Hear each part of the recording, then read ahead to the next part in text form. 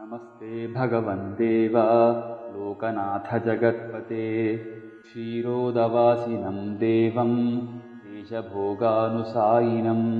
वरं वरेण्यं वरदं कर्तारमकृतं प्रभुं विश्वेश्वरमजं विष्णुं सर्वज्ञम् अपराजितं नीलोत्पलदलश्यामं पुण्डरीकनिभेक्षणं सर्वज्ञं निर्गुणं शान्तं जगद्धातारमव्ययम् सर्वलोकविधातारम्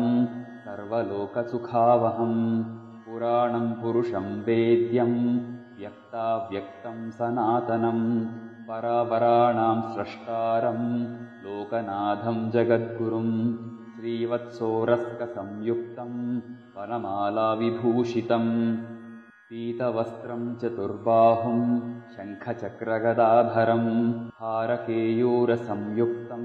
मुकुटाङ्गदभूषणं सर्वलक्षणसम्पूर्णं सर्वेन्द्रियविवर्जितं कूटस्थमचलं सूक्ष्मं ज्योतिरूपं सनातनं भावाभावविनिर्मुक्तं व्यापिनं प्रकृतेः परिं नमस्यामि जगन्नाथम् ईश्वरं सुखदं प्रभुम्।